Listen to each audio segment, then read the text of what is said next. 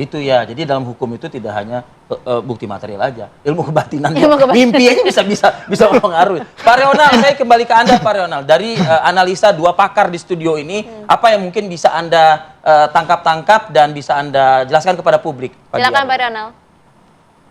Ya, kalau dari pendapat hukum ya, kami setuju dari Pak Heri dan Bu Hanifah, ya, karena yang namanya suatu tidak pidana itu kita harus melihat actus reus dan mens reanya, ya, actus reus dan mens reanya.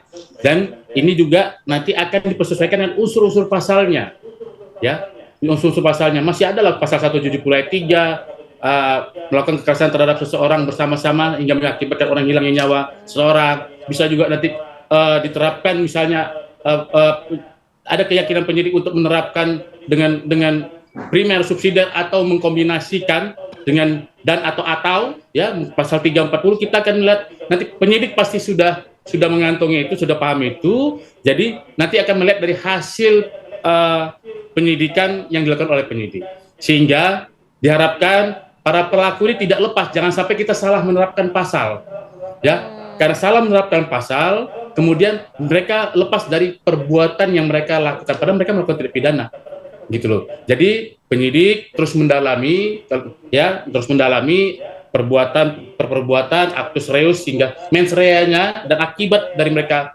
perbuatan yang mereka lakukan tindak pidana tersebut apa, sadar atau tidak mereka melakukan tindak pidana itu apa, kan penyidik harus gamblang di sini, harus apa namanya, seperti kita apa namanya, yang kalau misalnya ada gambar yang terpecah-pecah itu kemudian disusun rapi oleh penyidik untuk menemukan faktanya apa sih, pasal apa yang bisa kita terapkan sehingga para pelaku ini tidak luput dari perbuatan nanti pada saat di persidangan. Demikian, Mbak. Oke, artinya ini sebenarnya prosesnya juga masih terbuka ya, kita juga masih terus menggali seperti apa begitu kan ya Pak ya? Termasuk juga pengungkapan si S ini. Ya, gimana Mbak?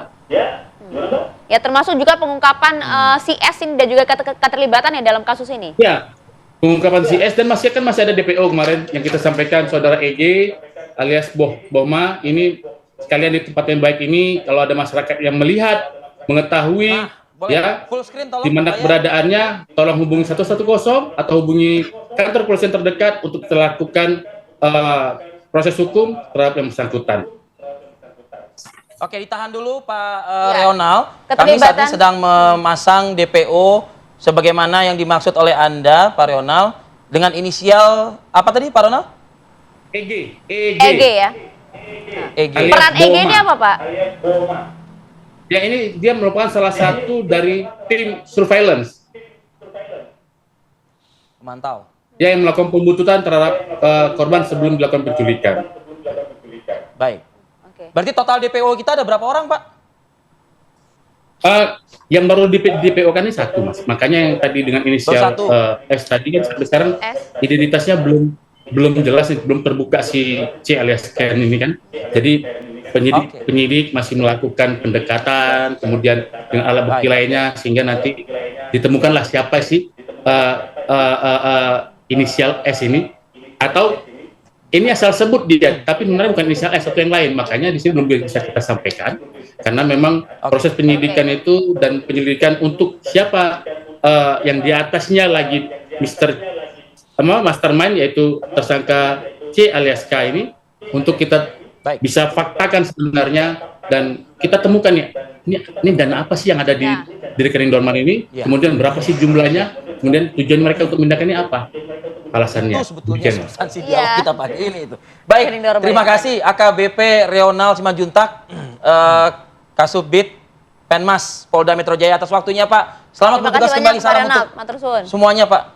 Nah, Mas Heri, singkat-singkat Mas Heri, Mbak Hanifah mungkin. Tadi sudah dijelaskan, Pak, artinya tidak tertutup kemungkinan penyidik pasti juga akan terus mengembangkan ini, mencari lagi bukti-bukti kuat dan lain sebagainya. Kalau kita lihat sekali lagi ada surveillance, ada juga yang memantau, mengikuti unsur 340 itu bisa seharusnya untuk di... Iya, tadi kita sudah sepakati itu ya. Tapi kan opsi ini kembali ke penyidik. Ya, pasti. Nah, masalah keyakinan yang nggak susah, Bang Arif Fadil dan Mbak Maria. Karena mereka rapi sekali ya. Ya, masalah keyakinan penyidik. Berani menempatkan pasal yang mana juga termasuk penelusuran kita dalam belajar hukum pidana dalam hal penerapan pasal tadi. mungkin saja terbuka opsi itu, Ya. tapi ternyata tidak dilakukan. Nah, apakah kemudian alasannya yuridis atau tidak yuridis? Karena bukti atau Itu apa? yang perlu digali. Karena dalam beberapa kejahatan, keyakinan kita orang hukum pidana ini pasalnya harus sekian, tapi kok berbeda. Oke. Kalaupun dikenakan ternyata memang nggak kena, Oke. misalnya karena lemah dalam unsur penyidikannya. Ya. Oke. Jadi ini kan banyak faktor, Bang Fadil, dan ini mungkin harus diundang 10 kali lagi ke TV One. Oke, oke. Nah ini dia. Mudah-mudahan sih ke Mbak Hanifah tidak harus 10 kali diundang juga. Ya, Mbak Hanifah, ya. Mungkinkah keberadaan S ini yang juga ada kaitannya dengan korban, Ya. ya kan? Kalau dari penelusuran tadi Pak Reonal gitu ya,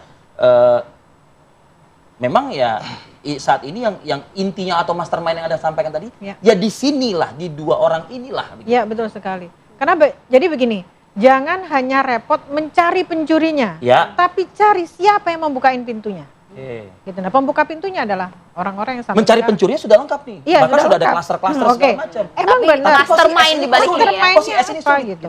Karena bisa jadi dari ketemunya si mastermind tadi itu, kita bisa mengetahui apakah ada kejahatan lain di balik ini semua.